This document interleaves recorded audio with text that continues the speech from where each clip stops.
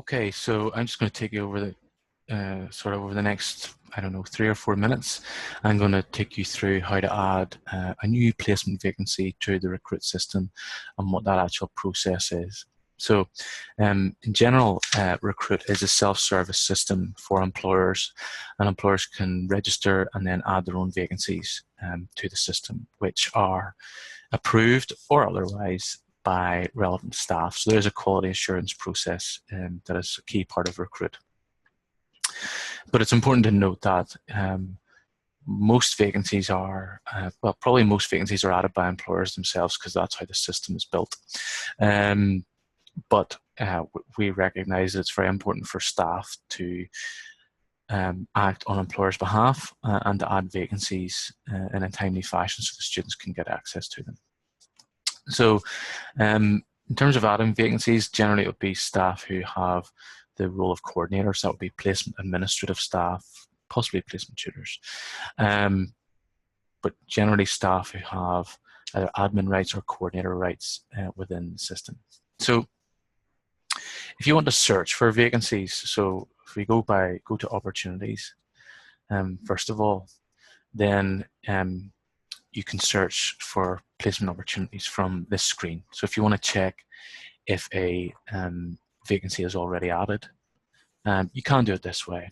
You can search by the job title or the ID of the role.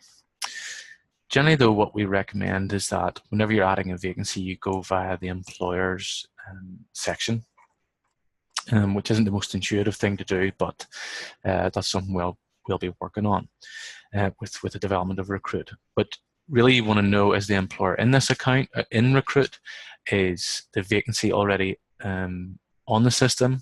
You know, and if not, then you proceed to add that vacancy. So if I go to our own department's company sort of organizational account, I suppose, and that's it. So I've searched for the employer. This is what's come up in the search. So it's the name, there's the name. So I'm checking that that is the appropriate company, and I'm happy that it is.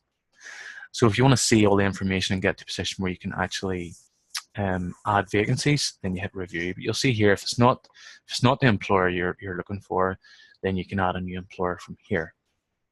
But let's make the assumption that the employer is the appropriate one.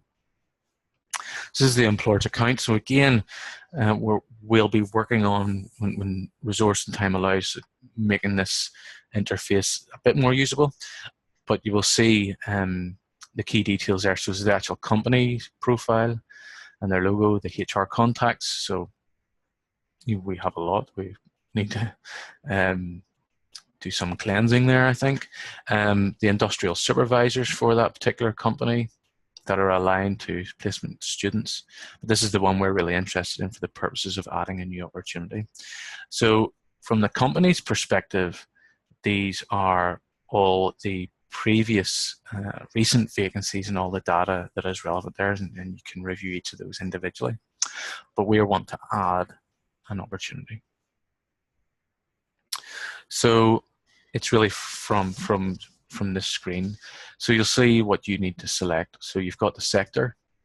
So I'm going to go with graphic web design, multimedia. You've got the location. You've got the job title. You've got the job description. You've got the main duties, the essential requirements, desirable requirements, the application closing date, salary range.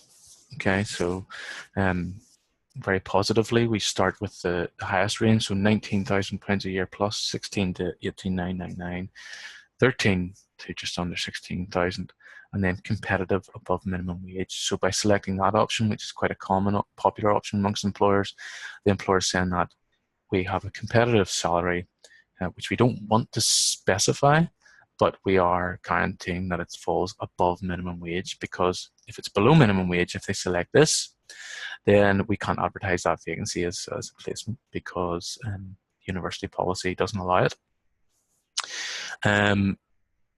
what happens if they select below minimum wage is that it goes into a section which is managed by the Career Development Centre, and the Career Development Centre will make the relevant faculty or faculties or relevant individuals who are most aligned with that type of vacancy will make you aware of that vacancy, and it'll be your choice about how you might want to or not communicate that with your students, but it can't be advertised on the Recruit portal. So the details are submitted. Any additional instructions, the method of application, which we need to work on a little bit. So they can select CV or employer websites. So still some employers who want to upload an application form, which we can kind of do in a roundabout way, but there needs to be a third option there, which we'll be working on shortly. You select the contact. So who do you want to receive the relevant CVs and applications? When will the job start and end, and the application URL, if indeed it's an online application, or so you want to put a relevant URL for further information anyway. And then that is submitted. Once it's submitted, the role is approved or not by either the coordinator or the Career Development Centre. And obviously we keep an eye on the system to make sure that roles aren't sitting unapproved for a long period of time. So sort of anything for beyond 48 hours, then we'll actually respond to and either approve it or not.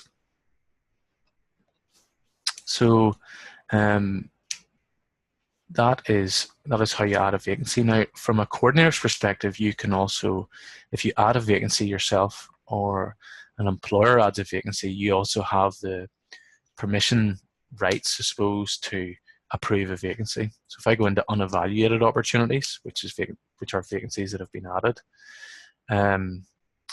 then I can go in and make a decision on.